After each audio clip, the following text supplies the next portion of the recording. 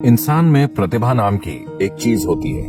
यहाँ ऐसी क्षमता है जो प्रकृति के लाखों वर्षों का काम सुबह से दोपहर तक कर सकती है।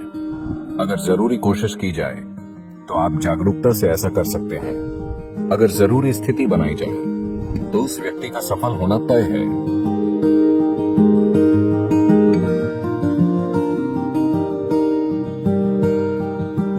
बात छोटी हो या बड़ी कोई फर्क नहीं पड़ता। मनुष्य अपने हर काम में सफल होना चाहता है। जीवन में अनंत दरवाजे मौजूद हैं। आप बहुत मेहनती हैं तो आप कुछ दरवाजे खोलेंगे। आप बुद्धिमान हैं तो कई दरवाजे खोलेंगे। पर अगर आप वाकई जीवंत हैं तो दरवाजे खुद खुलेंगे। सफल होना लोगों के लिए इतना जटिल हो जाता है कि वो सफलता क्यों चाहते हैं ये आम तौर पर वो बिल्कुल भूल जाते हैं और वो सफलता के सिद्धांत बुनना शुरू कर देते हैं। हर तरह के सिद्धांत, जैसे सफलता क्या होती है। क्या मैं चुटकुला सुना सकता हूं? आप बहुत गंभीर दिख रहे हैं।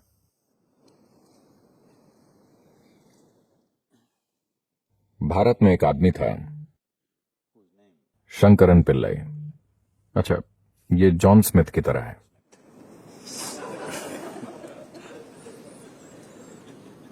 उनका बेटा अमेरिका आया। जाहिर है एक भारतीय युवक, यानी वो एक सॉफ्टवेयर इंजीनियर था। वो टेक्सास गया और वहां काम करने लगा। फिर उसे एक अमेरिकी महिला से प्यार हो गया। वो परेशान हो गया क्योंकि भारत में ऐसा प्रेम अपराध है। वो परेशान हो गया। फिर उसने अपनी मां को बताया। फिर मां ने पिता को बताया और पिता फट पड़े। वो उन्हें समझाने के लिए घर गया, पर बात नहीं बनी, क्योंकि भारत में कोई शादी करना चाहे तो लोग उसके परिवार की 500 पुश्तें जांचते हैं। वो उस व्यक्ति के वंश की शुद्धता देखते हैं जिससे आपकी शादी होगी। तो अमेरिका की एक गोरी महिला, आप उससे कैसे शादी कर सकते हैं? हम उसका वंश नहीं जानते, वो कहां से आई है, उसका वंश क्या है, दादा दादा दादा। तो वो समझा नहीं पाया और वापस आ गया और उसे फिर से प्यार हो गया और वो आगे बढ़ गए। तब शंकरन पिल्लई अपने बेटे को त्याग कर बोले, मेरा तुमसे कोई लेना देना नहीं है। फिर साल बीते, उनका एक बेटा हुआ और उसकी तब की तस्वीर थी जब वो पैदा हुआ था, और पत्नी रोजाना अपने छोटे बेटे की तस्वीर फेसबुक पर अपलोड करती थी। छोटा सा बच्चा बड़ा हो रहा था। वो बेटे को त्याग चुका था, पर पोते की बात अलग होती है। धीरे धीरे 1-2 साल में उसे इस छोटे बच्चे से प्रेम हो गया जिसे उसने देखा तक नहीं था।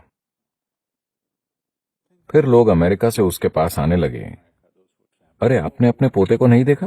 ओह, आप उसे जरूर देखिए, वो आपके जीवन का फल है। धीरे धीरे उसे इच्छा हुई। फिर उसने तय की वो अपने बेटे का चेहरा नहीं देखेगा, पर अमेरिका जाकर सिर्फ पोते को देखेगा, और उस गोरी औरत को तो बिल्कुल नहीं देखेगा। फिर वो अमेरिका गया और उसे एक 7 साल का ऊर्जावान युवा लड़का मिला। वो एक फार्म में रह रहे थे। वो यहाँ वहां कुछ करता रहता था। उसे इस छोटे साथी से गहरा प्रेम हो गया। फिर एक दिन वो लड़का बोला, दादाजी आओ, मैं आपको तीरंदाजी सिखाता हूं। वो उस लड़के के साथ फार्म में गया और वहां उसने 8 लक्ष्य देखे। वो सभी तीर बिल्कुल निशाने पर थे। शंकरन पिल्लई ने यह देखकर सोचा, अरे ये मेरा पोता है। उसे भारत के सभी महान तीरंदाज याद आ गए, अर्जुन और एकलव्य, और उसे भविष्य दिखा। ओलंपिक स्वर्ण पदक आसमान से गिर रहे थे। फिर उसने पूछा, तुमने कहां से तीर चलाया? लड़का बोला, 20 गज से। क्या 20 गज की दूरी से तुमने सभी तीर निशाने पर मारे हैं? तुमने ये कैसे किया? फिर लड़का बोला, दादाजी, मैं तीर पहले मारता हूं और फिर निशान बना देता हूं। तो सफलता से जुड़े ये सिद्धांत रुकावट बन सकते हैं, और मैं लगातार ऐसे लोगों के साथ रहा हूं, वो एक हद तक सफलता पा चुके हैं, पर उनका जीवन उनकी सफलता के सिद्धांत में फिट नहीं हो रहा है और वो ढांचा टूट रहा है। पर उन्हें लगता है कि कुछ गलत है। कुछ गलत नहीं है, वो बस बेहतर हो रहे हैं, स्थितियां उन्हें आगे बढ़ा रही हैं, पर उनके सिद्धांत टूट रहे हैं, तो वो अपनी सफलता से दुखी हैं। आपको कई लोग ऐसी चीजों से गुजरते हुए दिखाई देंगे। अगर सफलता की बात करें तो मुझे यकीन है कि आपके पास योजनाएं होंगी कि जीवन में सफल कैसे होना है। आपकी योजनाएं हैं? योजना ठीक है। योजना अच्छी होकर भी एक उलझन हो सकती है, क्योंकि आप आज जो जानते हैं उसी से योजना बनाते हैं। योजना किसी अनजान चीज पर आधारित नहीं होती। आपकी योजना यानी आज को बढ़ा चढ़ाकर कल की कल्पना करना। अभी आप यहाँ एक स्तर पर है। आपकी योजना ये होती है कि ये इतने वर्षों में 10 गुना होना चाहिए, या 100 गुना, या लाख गुना हो जाए। But plan is just essentially an exaggeration of what is today. पर योजना यानी आज की स्थिति को बढ़ा चढ़ाकर की गई कल्पना। शायद इसके पीछे कोई तर्क हो, शायद आप उससे जुड़ी चीजें समझते हो, पर मूल रूप से आप आज की ही बढ़ा चढ़ाकर कल्पना करते हैं। यानी कई मायनों में वो सभी संभावनाएं खत्म हो जाती हैं जो अभी आपके अनुभव में नहीं है। आपने पेंसिल्वेनिया की बाढ़ के बारे में सुना? पेंसिल्वेनिया में बाढ़ आती है, आपको पता, एक बार एक बड़ी बाढ़ और एक शहर में पानी इतना ऊपर उठा कि घर डूबने लगे। तो दो छोटे लड़के अपने घर की छत पर चढ़कर बैठे थे। फिर उन्होंने अपने घर के सामने एक टोपी को ऊपर नीचे होते देखा। एक ने पूछा, वो टोपी ऊपर नीचे क्यों हो रही है? दूसरा बोला, चिंता मत करो, वो मेरे पिताजी हैं। कल उनका मेरी मां से झगड़ा हुआ था और उन्होंने प्रण लिया था, नरक या ऊंचा पानी, मैं लॉन जरूर काटूंगा।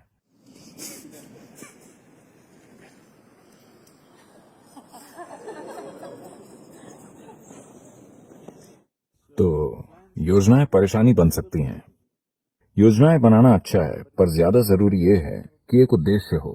अगर उद्देश्य है तो योजनाएं बनती जाएंगी, योजनाएं फेल होंगी और फिर नई योजनाएं बनेंगी। जो होना है होगा। आप एक उद्देश्य पर टिके रहे तो बाकी चीजें उस उद्देश्य की मदद करेंगी। पर अगर आप किसी योजना पर टिके रहेंगे तो वो योजना खुद एक रुकावट बन सकती है। योजना संभावना भी है। योजना बनाकर रखना ठीक है, लेकिन आपको योजना को थोड़ी दूरी पर थाम कर रखना चाहिए। आपको योजना से अपनी पहचान नहीं जोड़नी चाहिए। सफलता की प्रक्रिया, देखिए, मूल रूप से सफलता की चाह हर इंसान में होती है। आप उसमें थोड़ी आग डालकर उसे अपना जुनून बना सकते हैं, लेकिन अगर ये आपके अंदर की एक जरूरत बन जाती है कि आपको सफल होना ही है वरना आपको बहुत दुख होगा, तो फिर आप दिक्कत में पड़ने वाले हैं, एक गंभीर दिक्कत।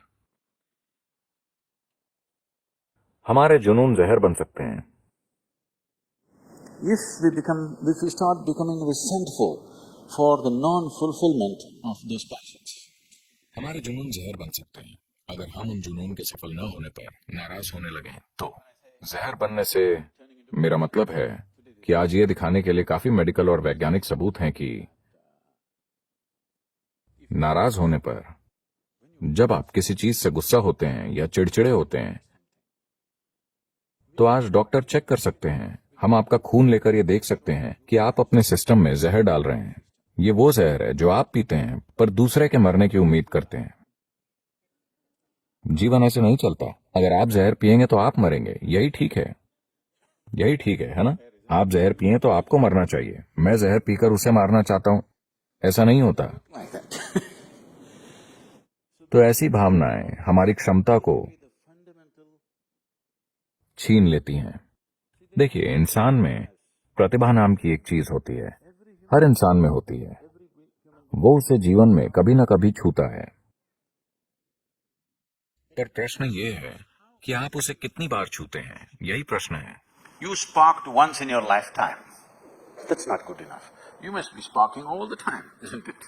आप अपने जीवन में एक बार चमके, ये काफी नहीं है। आपको हर समय चमकते रहना चाहिए, है ना? प्रतिभा क्या होती है, इसे समझने के कई तरीके हैं, पर सबसे आसान तरीका ये है कि हम हमेशा तार्किक विचारों को ही बुद्धि मानते हैं।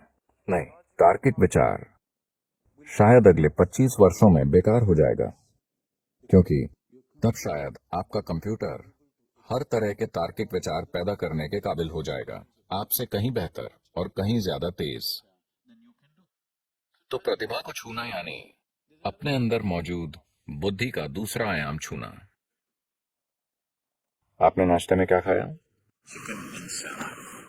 देखिए, उन्होंने मुर्गी खाई। दोपहर होते होते वो मुर्गी एक इंसान में बदल गई है। अगर आप चार्ल्स डार्विन से पूछते हैं कि एक मुर्गी इंसान कितने समय में बनती है, तो वो लाखों वर्षों की बातें करते हैं। यहाँ ये दोपहर में ही मुर्गी को इंसान में बदल रहे हैं।